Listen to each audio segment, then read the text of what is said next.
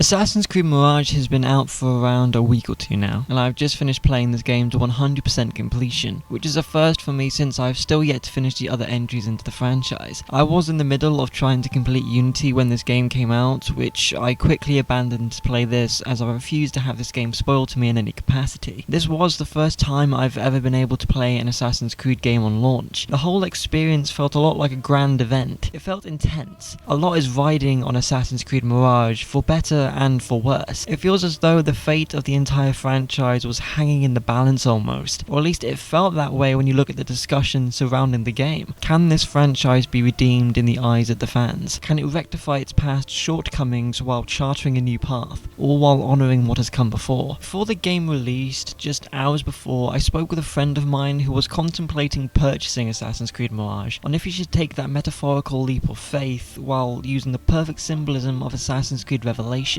Was he going to be like Altair and purchase the game, push on playing these games even if it doesn't live up to expectations on being a good Assassin's Creed game, just to see it for himself? Or was he going to be like Ezio and have the humility to say he has seen enough for one life, that he has done his part? That whole conversation, that idea has stuck with me. It's safe to say we're huge fans of the franchise. He's played all of the games to date, and I've had the fortunate position of watching him stream these games, hear his thoughts and see the good and bad of the RPG trilogy, from Origins to Valhalla, along with making this YouTube channel where I get to be the embodiment of the nerd emoji and passionately talk about the franchise I fell in love with. Even when we were back in school, I remember speaking with this very same friend about how the modern day might be in Assassin's Creed 3 in the back of the art classroom we had. Some things never change, unlike Assassin's Creed. Assassin's Creed has changed a substantial amount since its humble beginnings as a Prince of Persia spin-off, ultimately becoming the gaming juggernaut we know and love/hate today. With Mirage, the question on everybody's mind is, was this an honest attempt by Ubisoft to do right by the fans of this franchise? Did it stick the landing? Did it fulfill what it ultimately set out to do? And what can we expect going forward by Ubisoft with what we've got to experience from Mirage? Coming into Assassin's Creed Mirage, I have a unique perspective. I've hardly played the RPG games, and my most played game from the franchise is without a doubt Assassin's Creed 1. It's the game that not only I love, but the game that the development team behind Mirage loves too, with the whole game being described at multiple points as a return to the roots of the franchise. Does this game actually do this? Assassin's Creed Mirage takes the ideas, imagery and lore from Origins and Assassin's Creed 1 and does its utmost to blend the two together, and it really does show. If I worked as a game journalist, I would say it truly makes you feel the power of the assassin in multiple ways. Now that I've completed Assassin's Creed Mirage, I want to do a full in-depth review of everything about this game, the good, the bad and the ugly. I'm going to avoid the story as much as I possibly can, but the on-screen footage may contain spoilers, so you have been warned. The game is heavily stealth-focused. Basim isn't Altair, Ezio or Connor. He's a proficient killer, but he's more of a glass cannon. You can only take a few hits before you're straight up slaughtered by the guards, and there's reminders in the menu that if you're taking on more than 4 guys at a time, you're more than likely going to die if you're not careful. Combat exists, but it's very much a last resort, much like how it should be for an assassin. You have your light attacks, heavy attacks, but you also have a parry button and a dodge button. I've been playing a lot of Lies of P before playing Assassin's Creed Mirage, and let me tell you, it's hard to shake off the subconscious programming of I need to be quick and aggressive because that's a surefire way of getting yourself killed. This is where one of the drawbacks of Assassin's Creed Mirage pops up and needs to be addressed, for better or for worse. The combat is still what you'd likely expect from the RPG style of Assassin's Creed games, only it's been stripped back much like it should have been, given the type of game that this is trying to be. You and your opponents have a stamina bar, and you need to keep an eye on it and not be so aggressive and spam dodge rolls and attacks. You can also see the health bar of your enemies along with the type of enemy that they are simply by looking at the little symbol next to their health and stamina bars. There's a good flow when it comes to the combat. Enemies will flash red when they're about to do an attack which you can't parry, so you need to move out of the way. This then leaves an opponent open, allowing you to get a flurry of light attacks in or a nice heavy attack. But the trade-off is that you are left vulnerable too for a short moment after doing the heavy. But while the opponent is recovering from the unblockable red flashing moves, you can either strafe behind them and start slashing at their behind, as some enemies are armoured and this is the only way you can inflict damage upon them, or just attack them head on if they're unarmoured. When a guard is about to attack regularly, they'll flash a sort of golden colour. When this happens, you can parry them, which leaves your opponent stunned. When this happens, you can get their health down with some attacks, or depending on if you've exhausted their stamina, you can perform a finishing move on them, killing them outright. When you're fighting enemies, it's hardly ever going to be a fair fight fight when they wait around. They will swarm you and attack you at the same time, so your reaction time needs to be on the ball and you can't exactly be daydreaming. Focus and paying attention is important, especially with the amount of enemy variety Mirage has. My first instance of knowing combat wasn't the preferred way was when I came across a guy who has a flamethrower in the middle of a palace. That was when it was confirmed that going balls to the wall like you could in previous Assassin's Creed games wasn't the ideal way of playing this one. So my main approach to every situation now is to be incredibly stealthy. The game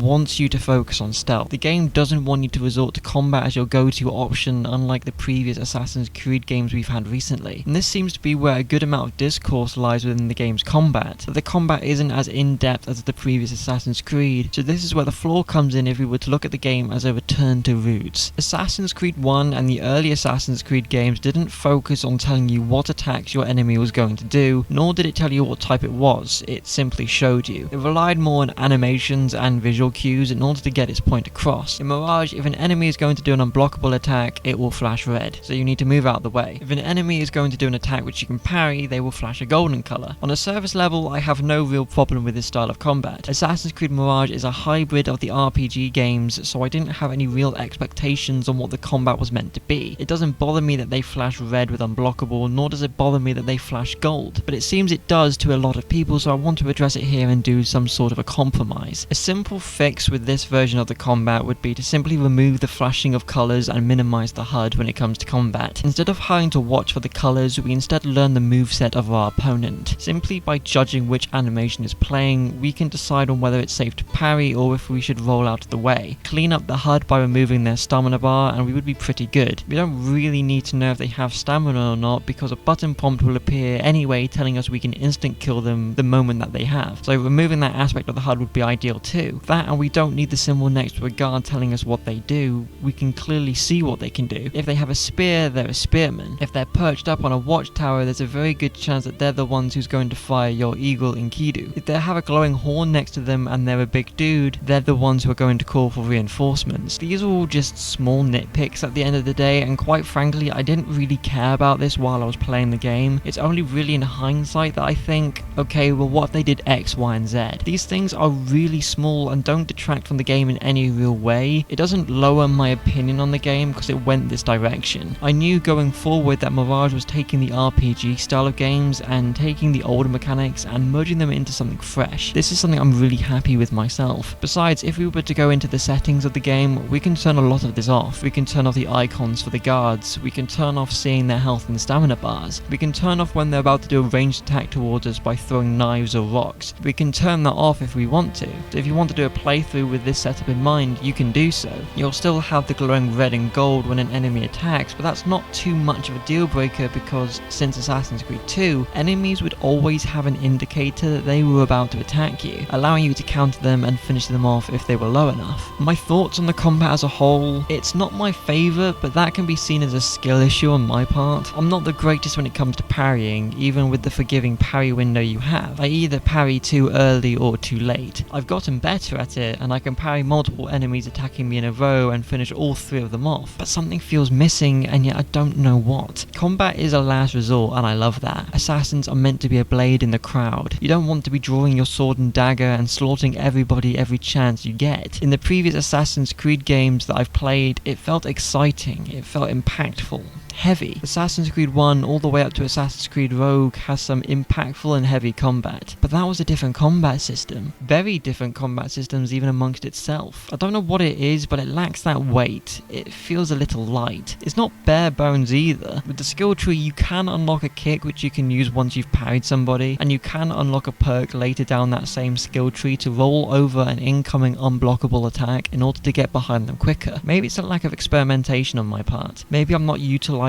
the tools at my disposal for looking stylish. I think that the combat works for what it is, but it's not the strongest aspect that I feel Assassin's Creed Mirage delivers on. It feels like the RPG games from what little I've played, so from my perspective this was still pretty new and fresh for me. As someone who's practically obsessed with Assassin's Creed 1, I feel like the combat system has so much more depth and variety compared to Mirage. You cannot grab enemies, you cannot perform a step move, you cannot disarm your enemies, you cannot throw enemies into scaffolding or other guards, you cannot use other weapons either aside aside from your sword and dagger, which in this game is used at the same time. The animations are pretty cool. I think they're stylish, violent, but in the nicest possible way. The combat in Assassin's Creed Mirage feels surface level. What you see is ultimately what you get, and that's not a bad thing. I played for 30 odd hours playing to 100%, and I understand that the game is more stealth focused, exactly as I like, so why do I feel this way with the combat? The early Assassin's Creed games were also stealth focused, yet they also had some in-depth combat. Is this simply a limitation of the RPG style of games? I really don't know. I'd love to hear your thoughts on the matter. When you look at earlier entries in the series, it's very easy to make that comparison that Assassin's Creed Mirage isn't trying hard enough with its combat, that we've had so much better from before. Yet I feel like that's also an unfair comparison. The combat in AC1 was different from Assassin's Creed Brotherhood. Assassin's Creed Revelations combat was much different from Assassin's Creed 4's. Unity's combat was much different from Assassin's Creed Odyssey. The combat system has always been changing. Some aspects we've lost, some aspects are new and fresh. Different systems, different playstyles, all while playing to a respective assassin fantasy. Assassin's Creed Mirage has been built within the framework of the RPG saga. It isn't an RPG-styled game. It's easier to compare the combat with those games in the series to get a better understanding of what we've lost or gained. Combat is stripped down compared to how it was in the trilogy. You don't have a shield and you don't have a bow. You don't have multiple different weapon types. You only have a sword and dagger which you use at the same time, for that is Basim's preferred fighting style. You no longer have special moves, special abilities which you can activate in combat to do something outrageous. You no longer have gear levels, nor do you have endless loot to collect and sift through. Your weapon's damage isn't calculated on damage per second, rather a simple base damage. Your weapons have unique perks. Your weapons can be upgraded twice to become legendary, for lack of a better term. Enemies are no longer spongy when it comes to combat, so you're no longer wailing at them for 3 minutes trying to chip away at their health bar. A few hits and they're dead. You have recommended levels for certain areas of the map, so if you're not the recommended rank, you're going to be up against tougher enemies, but it's nowhere near as bad as the RPG trilogy, where if you were underleveled by even one level sometimes, you'd end up wailing into them as if it was a David versus Goliath fight. The combat, in terms of what it's trying to achieve and pay homage to, is exactly like it was in the previous Assassin's Creed games. Enemies even then would take a good few hits to take down, wear them out and finish them off. Earlier Assassin's Creed games did similar things. The later into the game you'd get, the tougher the enemies would be, because you'd be getting more powerful in return. Look at the guards in the early hours of Assassin's Creed 1 compared to the guards at the end of the game. Look at the guards in Florence compared to the guards of Venice in Assassin's Creed 2.